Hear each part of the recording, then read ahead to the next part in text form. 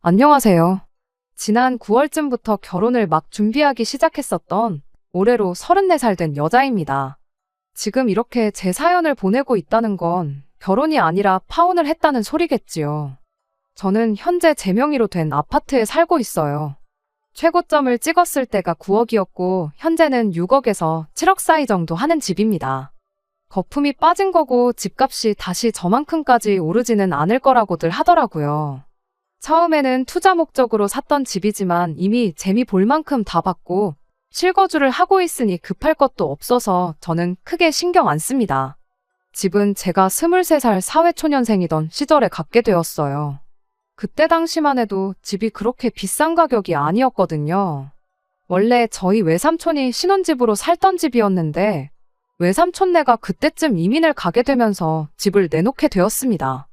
원래 저희 어머니가 부동산 전문가까지는 아니시지만 그래도 그런 쪽으로 약간 보는 눈이 있으신 분이시거든요.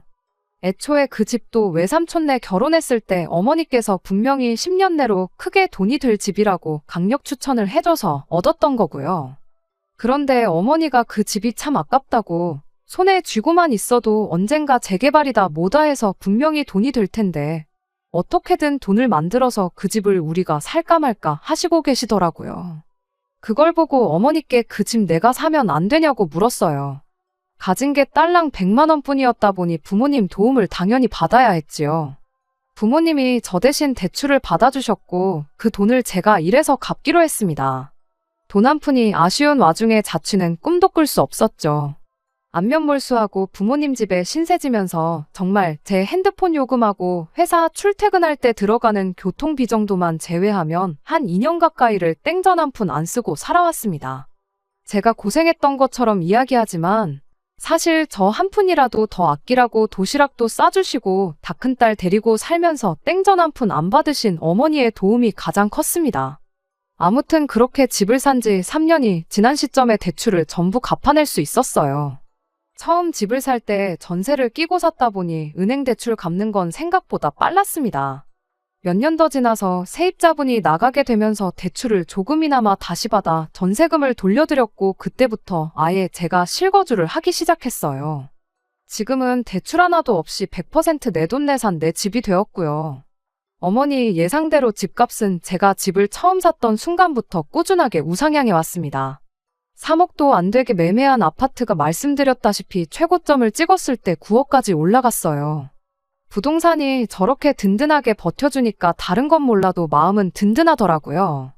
회사에서 무슨 일이 생기면 속으로 수틀리면 그만둬버리면 되지 뭐 이런 생각했던 적이 한두 번이 아니에요. 믿는 구석이 있으니까 어려운 부탁 거절하기도 쉽고 무슨 일을 시작함에 있어도 실패를 조금이나마 덜 두려워하는 사람이 되었습니다.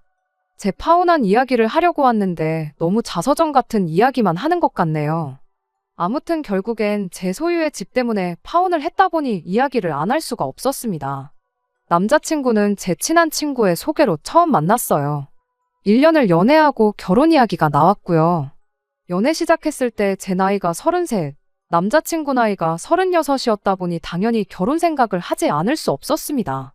결혼을 전제로 시작을 한 연애는 아니었지만 1년간 연애하면서 자연스럽게 서로의 결혼관에 대해서 이야기를 주고받게 되었어요. 제가 자가로 대출 하나 없이 집을 가지고 있다는 사실을 결혼 이야기 오가기 전까지는 남자친구한테 먼저 알려준 적이 없었습니다. 뭐 얼마나 대단한 거라고 유세냐, 그걸 숨기냐 하실 분들도 계시겠지만 저도 숨기려고 숨겼던 게 아니었습니다. 그저 말할 타이밍이 없었을 뿐이에요. 뜬금없이 남자친구한테 나 사실 자가로 집 한 채 있다 하고 말하는 게 더 이상하다고 생각했거든요. 말할 기회가 생기면 꼭 말해야겠다 싶었는데 그게 미루고 미뤄지다가 결국 결혼 이야기 나오기 직전까지 오게 되었던 거고요. 그런데 남자친구가 이미 제가 제 명의로 집을 가지고 있던 걸 알고 있더라고요. 어떻게 알았느냐 물었더니 남자친구가 연애 초반에 하수구 막힌 거 고쳐주겠다고 저희 집에 찾아왔던 때의 이야기를 하더라고요. 이쪽 동네가 회사 출퇴근하기에 유리한 위치도 아니고 보통 자취를 하면 원룸 건물 같은 데서 할 텐데 24평 아파트에서 가족들도 없이 혼자 살고 있는 게 너무 이상했었다고 하더라고요. 그런데 제가 먼저 말을 안 해주니까 혼자서 그 궁금증을 참지 못하고 결국 제 집 주소를 가지고 등기부등본을 열람해봤다대요. 친구한테 소개받았다 보니 기껏해야 친구가 설레발치면서 남자친구한테 알려줬구나 싶었는데 차라리 저한테 직접 물어보던가 했으면 모를까 말도 없이 등기부등본을 뽑아본 게 조금 기분이 그랬습니다.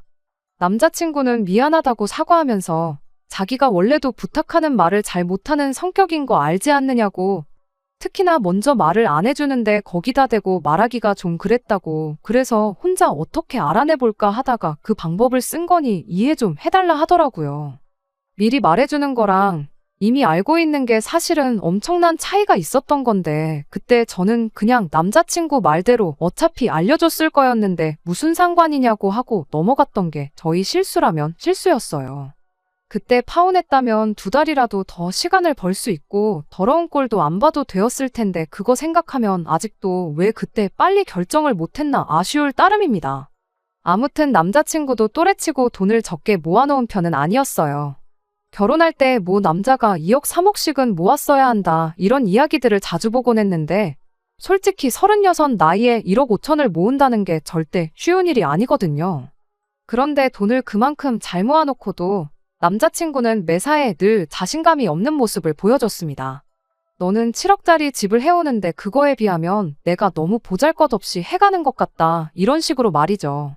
제가 결혼하는 데 있어서 제 집을 가지고 유세를 떨 생각도 없었고 그로하여금 어떤 상황에 있어서 우위를 점한다던가 유리한 입장에 서려던 생각은 전혀 없었습니다. 오히려 저러는 남자친구가 이해가 되지를 않았어요. 이미 결혼하기로 약속한 마당에 가장 골칫거리인 신혼집 문제는 신경을 쓸 필요도 없는 상황인 건데 솔직히 그 집이 네 집이든 내 집이든 좋으면 좋았지 나쁠 게 하나도 없지 않나 싶었거든요. 맨몸으로 오는 것도 아니고 1억 5천이나 되는 거금을 모아놓았는데 왜 이렇게 자신감 없어 하는지 몰랐습니다. 솔직히 뭐 결혼하는데 집 문제도 걱정할 거 없고 이 돈은 그냥 엄마 줘야겠다. 이렇게 나오는 게 아닌 이상은 저는 아무 불만 없이 결혼해서 행복하게 잘 살 자신이 있었어요. 그런데 뭐가 그렇게 마음에 안 차서 저렇게 자신감 없는 모습을 보이는지 싶더라니까요. 그렇다고 저희 나이가 한참 때라 연애도 1년밖에 안 하고 결혼하기로 한 건데 남자친구가 제 집값만큼 돈을 모을 때까지 기다릴 수도 없는 노릇이잖아요. 36에 1억 5천이면 넉넉 잡아 30살부터 사회생활 했다 치고 1년에 3천씩 모은다는 건데 그러면 20년도 더 걸린다는 거였으니까요. 그런데 저렇게 나왔던 데에는 다 이유가 있던 거였어요.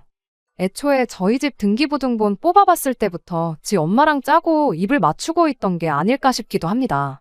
아무튼 그렇다고 결혼 준비를 손 놓고 있을 수는 없었던 법이다 보니 차근차근 하나씩 준비하기로 했어요. 일단 먼저 남자친구를 저희 집에 인사를 시켰습니다.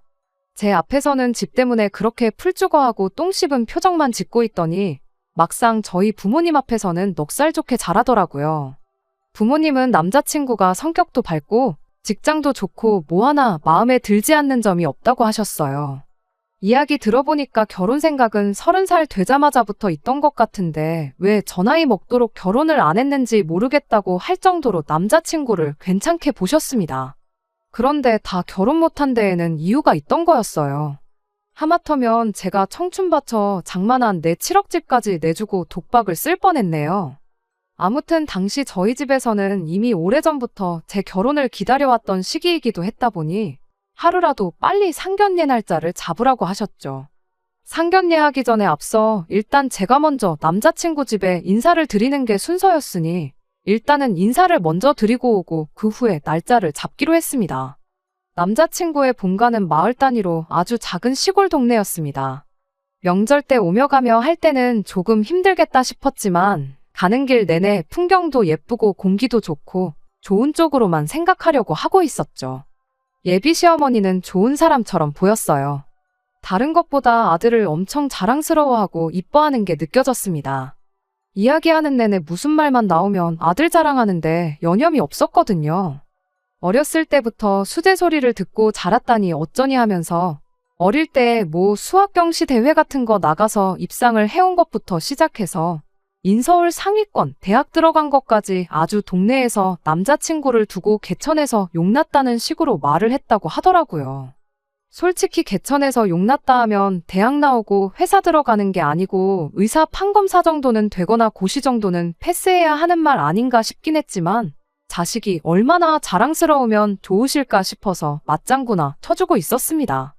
어차피 자식 자랑하고 싶은 부모 마음은 다 똑같은 거 아니겠나 싶었고 오히려 이렇게 순수한 분들이니 결혼하고 나서 고부 갈등 같은 문제로 골머리 썩을 일은 없겠나 싶었는데 결혼에 대해서 조금씩 본격적인 이야기가 오가기 시작하니 순수한 사람처럼 보인다는 그 마음은 온데간데 없이 사라졌어요.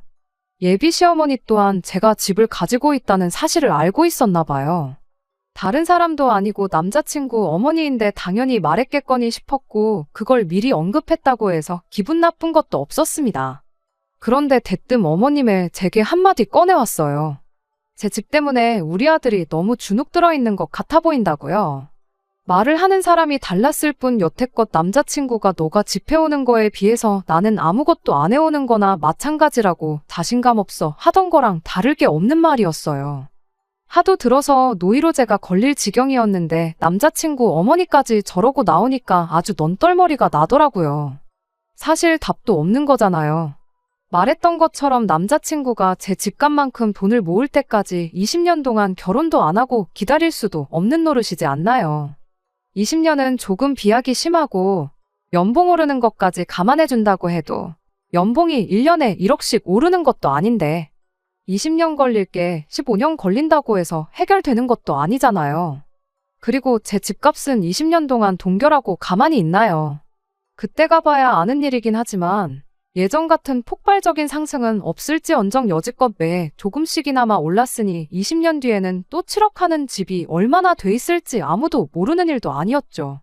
그런데 자꾸 집에 비해 해가는 게 없어서 주눅든다니 어쩐다니 답도 없는 이야기만 하고 있으니까 아주 미치고 팔짝 뛸 노릇이었어요.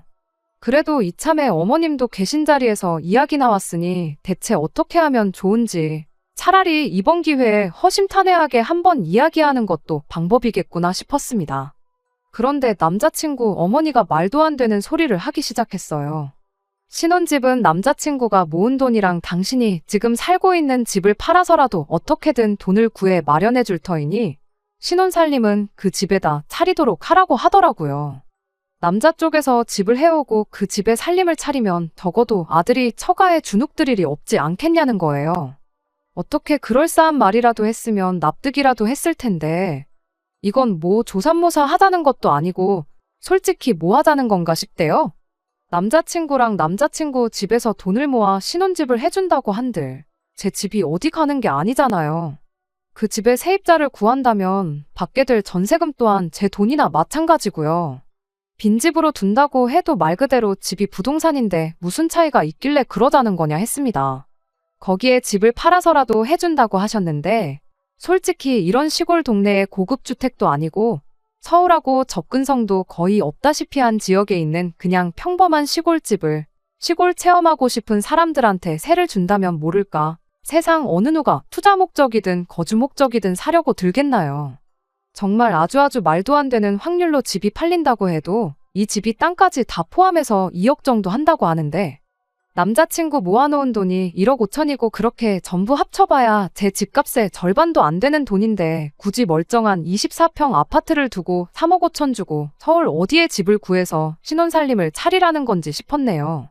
당사자인 제가 괜찮다는데 왜들 자꾸 그러시냐고 그리고 집까지 팔아서 해주신다고 했는데 그럼 어머님은 어디 가서 사시려고 그러냐 그렇게 되면 내가 부담스러워서 안 되겠다 최대한 좋게 돌려서 말했습니다. 그런데 이미 전부터 남자친구가 자신감 없는 모습 보이면서 자꾸 질질 끌고 그랬던 게 사실은 다 꿍꿍이 속이 있었던 겁니다. 저는 적어도 여태까지 남자친구가 염치가 있는 사람이라서 그래서 저보다 결혼 자금을 덜 가져오는 데 있어서 책임감을 느끼고 마음고생을 하는 줄 알았는데 그게 아니었어요. 제 대답에 남자친구 어머니가 한다는 말이 그 집에 자기가 들어가서 살면 되지 않겠냐고 하는 거 아니겠어요? 저는 제가 잘못 들었나 싶어서 네? 하고 되물었어요. 상식적으로 남자친구 어머니 입에서 그런 대답이 나올 거라 예상할 수 있는 사람이 이 세상에 몇이나 되겠나요? 그러니까 말 그대로 당신 살고 있는 집이며 땅이며 다 팔아서 돈을 마련하고 개천에서 태어난 용의자 어머님의 자랑인 남자친구가 여지껏 회사 생활하면서 모아놓은 돈 1억 5천, 그걸 합쳐서 저희 신혼집을 구해주고 당장 자기는 살 곳이 없어지게 되는 거니 제 집에 들어가서 살겠다, 그 말이었습니다. 너무 진지한 표정으로 말하고 있으니 저게 웃자고 농담하는 것처럼 보이진 않았어요. 아무리 그래도 그렇지 그건 조금 말이 안 되는 거 아니냐고 대답을 했더니 자기 이야기 좀 들어보라면서 내 집에 당신들 살게 해주면 제가 앞으로 얻게 될 이득에 대해서 열변을 토하기 시작했습니다. 일단 시부모가 가까이 살면 저희한테 이득 아니겠냐는 주장을 해왔어요. 무슨 말이냐 하면 세상에 가족만큼 믿고 기댈 수 있는 사람들이 또 어디 있겠느냐고. 나중에 아이가 태어나던 뭐 밑반찬을 해서 가져다 주던 분명히 도움될 일이 있을 거랍니다. 막말로 애 태어나서 당신이 애만 봐줘도 저한테는 한 달에 200만 원 돈 아끼는 거나 마찬가지 아니냐고 하더라고요. 그런데 그거야 뭐 꼭 시어머니한테만 맡길 이유가 있나요? 요즘 들어 사회 분위기 때문에도 육아휴직 같은 거 당당히 쓸 수 있는 시대고 거기에 저희 부모님이 이미 가까이 살고 있는데 굳이 제 집까지 비워줘가면서 결혼해가지고 시어머니한테 애 봐달라고 할 필요나 있나 싶었고요. 그렇게 거절당하니까 이번엔 감정에 호소를 하기 시작했어요. 보시다시피 당신들이 이렇게 시골에 살고 있지 않냐고. 우리 아들 아니면 언제 또 당신들이 서울에서 살아보겠네요. 아파트에도 한번 살아보고 싶은데 어떻게 좀 안 되겠냐면서 온갖 불쌍한 척을 다 하더라고요. 그래도 그렇지 아닌 건 아니라고 생각했고 2번 다시 똑같은 거 물어보지 못하게 확실하게 거절해야겠다 싶어서 그래도 그건 안 된다 딱 잘라 대답했어요. 어차피 집 팔아서 결혼자금 보태주실 거면 안 보태주셔도 되니까 그 돈으로 서울에 살 곳을 구해보시는 건 어떻겠냐고. 어차피 어머님 아버님 2분만 사시는 거면 적당한 전세 매물 정도는 찾을 수 있을 거라고 대답했습니다. 그랬더니 저희를 도와준다는 척 친절히 굴다가 서울에서 한번 살아보게 해달라고 불쌍한 척까지 하던 남자친구 어머니가 이번엔 또다시 돌변해서 성질을 내기 시작했어요. 저보고 너 돈을 얼마나 벌길래 그깟 집 가지고 유세를 떠냐고 역정을 내더라고요. 월급은 남자친구가 저보다 많이 벌기는 해요. 남자친구 나이가 저보다 많기는 하지만 저는 23살 때부터 일을 했다 보니 사회생활 경력이 훨씬 길거든요. 그런데도 불구하고 연봉 차이가 난다는 건 앞으로도 제가 남자친구 연봉을 따라잡을 확률은 거의 없다고 봐도 무방했습니다. 뭐 그렇다고 해서 엄청나게 차이 나는 건 아니었어요. 앞으로 먼 미래의 일은 모르겠지만 당장만 두고 보면 남자친구가 저보다 달에 30만 원 정도 더 버는 상황이었습니다. 아무튼 남자친구 어머니가 돈을 걸고 넘어지면서 우리 아들 처가 눈치 보고 살게 만들어서 니네 친정에다가 우리 아들이 번 돈 죄다 빼돌릴 계획 아니냐고. 그렇게는 못하겠으니 내가 가까이 살면서 니들 어떻게 하고 사는지 지켜봐야겠다고 하더라고요. 세상에 사람 마음이 얼마나 비뚤어졌으면 저런 생각까지 하는가 싶었습니다. 그러니까 애초에 남자친구가 저보다 덜 해오는 게 마음에 걸렸던 게 아니라 제가 더 해오니까 그만큼 결혼 생활에 있어서 제가 우위를 점하게 되진 않을까. 그래서 당신 아들이 평생 마누라 눈치, 처가 눈치 보면서 살지 않을까 그 생각밖에 없었던 거예요. 그래서 저도 한마디 다시 말했죠.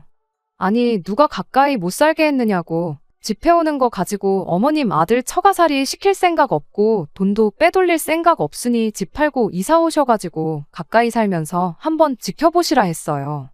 내 집 바로 옆집에다가 집을 구해도 뭐라고 안 할 테니까 내 집 말고 다른 집 구해서 사시라고 한마디 했지요. 그때 그냥 상 뒤집어 엎고 나왔어야 했는데 무슨 좋은 꼴을 보겠다고 그 못된 아줌마 생각을 고쳐먹게 해주려고 그랬는지 모르겠네요.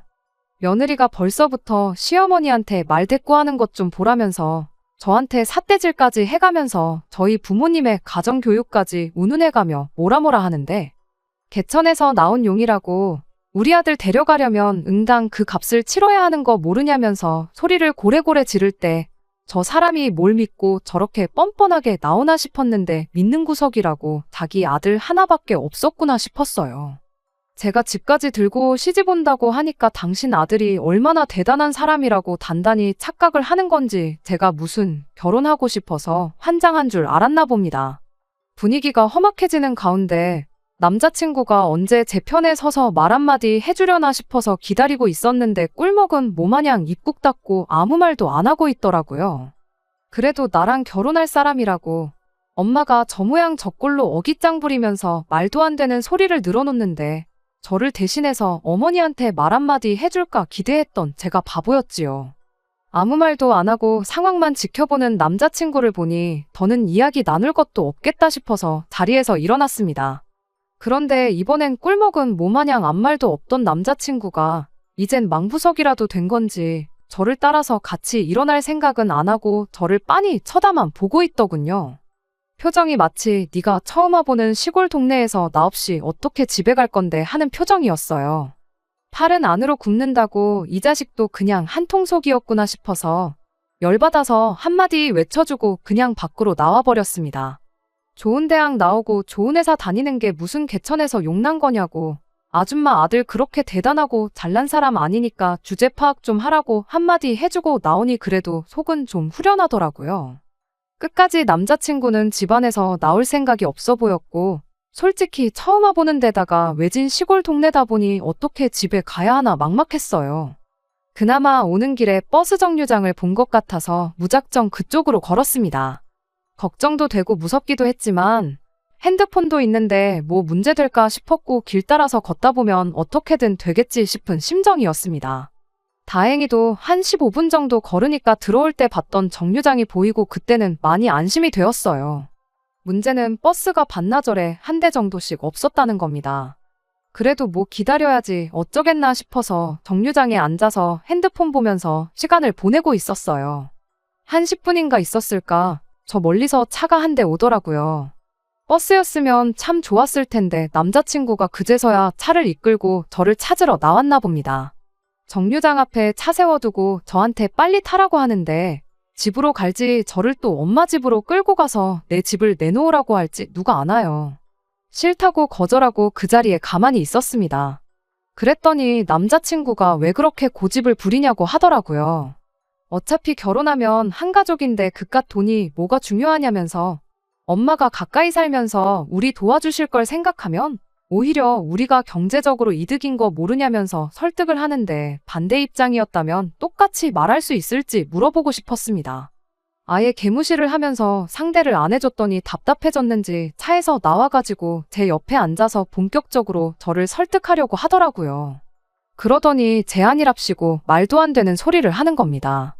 엄마랑 나랑 3억 5천 마련해서 가져다 줄 테니까 제 집을 3억 5천에 자기 어머니한테 파는 걸로 하고 우리는 3억 5천으로 새 집을 구하면 어떻겠냐고 묻더라고요. 그러면 신혼집 명의는 공동이 아니라 오롯이 제 이름으로 올리게 해주겠다고 하는데 뭐 엄청 대단한 제안이라고 선심 쓰듯 말하는 걸 보니 어이가 없어서 한마디 말을 안 할 수가 없었어요. 애초에 네 제안을 받아줄 생각도 없지만 그렇게 한다면 내가 3억 5천 집을 해오는 거고 너는 맨몸으로 장가오겠다는 건데 그럼 그건 그거대로 우리 집 눈치 안 보이냐고 물었죠. 애초에 처음부터 내 집을 거저먹을 생각밖에 없던 거 아니냐고. 절대로 니랑 니네 엄마가 원하는 대로 하게 두지 않을 거고 결혼도 뭐 상견례를 한 것도 아니고 청첩장을 돌린 것도 아닌데 그냥 없던 일로 할 테니 그렇게 알라고 했어요. 그랬더니 남자친구가 한마디 하더군요. 어쩌다 운 좋게 집값이 올라서 큰돈 번 걸 가지고 그러냐고. 3억 5천이면 네가 처음 집 샀을 때 가격보다 더 잘 쳐주는 건데 그냥 시어머니한테 가족 할인 해준다고 생각하고 그 돈 받고 말면 좀 좋은 거 아니냐고요. 제가 집을 얼마 주고 샀는지 취득가액까지 꿰고 있는 걸 보니 일전에 남자친구가 제가 집이 자가인지 궁금해서 등기부등본 뽑아봤었다는 말이 기억이 나고 온몸에 소름이 다 돋기 시작했습니다. 혹시나 그게 아니길 바랬는데 애초에 처음부터 남자친구는 제가 7억 집을 자가로 가지고 있다는 사실을 확인한 순간부터 결혼을 전제로 내 집을 지 엄마한테 넘겨줄 계획을 세우고 있었다는 소리나 마찬가지였으니까요.